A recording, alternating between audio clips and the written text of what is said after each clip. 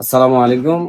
আমরা আজকে ত্রাণ নিয়ে আমাদের পূর্ব পরিকল্পিত যে ছিল প্রোগ্রাম ছিল, ওইটা নিয়ে আমরা ত্রাণ নিয়ে আমরা যে এলাকায় আসছি। আসলে আমরা ভাবছি যে এই রাস্তা দিয়ে আসছি, ওই রাস্তা দিয়ে অনেক জায়গায় এমন এক পরিস্থিতি ছিল, আমরা ভাবছি যে এদিকে বন্যা হয়নি। কিন্তু আমরা যখন ঢুকতে ঢুকতে ভেতরের দিকে যত বেশি ভেতরে ঢুকছি, এলাকার যত বেশি ভেতরে ঢুকছি, আমরা অবাক হয়েছি। এমনও অনেক জায়গা আছে যে জায়গাগুলোতে আসলে আমার মনে হয় শুধু এক ফসলা বৃষ্টি হইলেই এনাফ, সেখানে পানি উঠে যায়। এখনো অনেক জায়গায় পানি নামে গেছে, কিন্তু কিছু কিছু বাড়ির এমন এক পরিস্থিতি হয়েছে, ঘরের এমন এক পরিস্থিতি হয়েছে, ঘরে ঢোকার কোনো ব্যবস্থা নাই। মানে ঘরগুলো তো আসলে এমনিতেই হয়তো বা শুকনার মৌসুমে ঘরগুলোর পরিস্থিতি খুবই খারাপ থাকে। আচ্ছা দেখ, আমরা 300 প্যাকেট নিয়ে আসছি, আমরা ওইদিকে প্রায় 1-150 প্যাকেট দিয়ে দিছি, এদিকেও আমাদের প্রায় 100-150 প্যাকেটের মতো এদিকেও দেওয়া হয়েছে, তাই নাকি?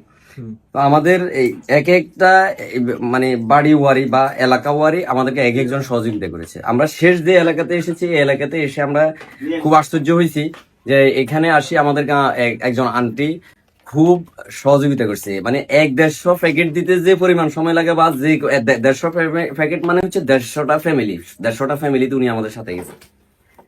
আরো আশ্চর্যের বিষয় হচ্ছে উনি সবগুলা চিনাই আমাদেরকে প্যাকেট গুলো দেওয়ার পরে উনি আবার আমাদেরকে আতিথেয়তা করার জন্য চা বানাইছে, বিস্কিট, সানাসুর অনেক কিছু দিয়ে উনি আমাদেরকে আবার আপ্যায়ন করতেছে।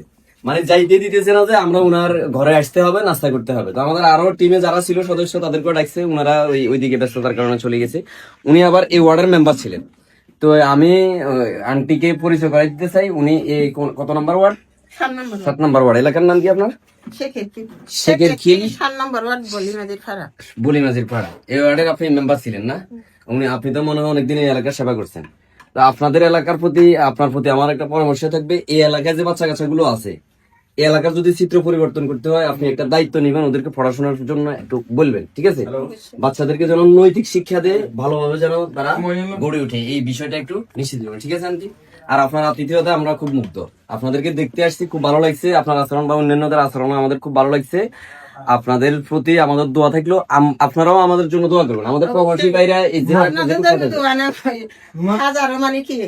আমরা দেখতে আসছি, আমরা আপনাদের জন্য অনেক বেশি কিছু নিয়ে আসতে পারি, কষ্ট ভাগাভাগি করছি আপনাদের জন্য। মানে অনেক আজকে 6-7 দিন 8 দিন 10 দিন ধরে সবার বাসায় বাসায় যেয়ে কেউ খাচ্ছে কিনা হাই নেই নেই নেই, মানে পানি উঠছে, মানে কে খান্না করতেছে, ওখানে যাই আমি যদি কিছু দিতে না পারিও কথা তো বলছি, আমি কষ্ট করতেছি। আপনার একটু এখানে সবগুলো ছিঁড়ে গেছে, দেখেন আমার এখানে, আমি একটু ফাঁসা তো এখানে সব কি হয়ে গেছে।